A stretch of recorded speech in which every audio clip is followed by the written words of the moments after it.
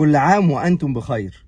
5 حاجات ضروري توقفها في 2024 عشان تخس ويرتاح بالك في نفس الوقت. رقم 1، بطل تحاول تخس عشان ترضي الناس، خلي هدفك هو صحتك وشكلك اللي يرضيك انت. رقم 2، بطل تقاوم التغيير وتستسلم بقى لحاجات اتعودت عليها حتى لو غلط. رقم 3، بطل تبص على اللي فاتك واللي ما قدرتش تحققه، وركز على اللي لسه في ايدك واللي تقدر تعمله.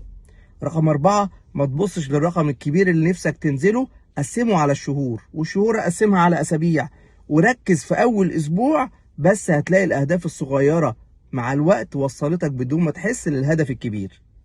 رقم 5 والاخير، اصعب هدف مهما كان ممكن تحققه طالما قررت تاخد خطوة، واي هدف مهما كان سهل عمرك ما هتحققه طول ما انت خايف تبدأ، كل شوية عمال تأجل.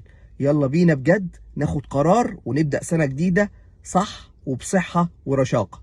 لو عجبك الفيديو ياريت تعمل لايك وشير عشان غيرك يستفيد.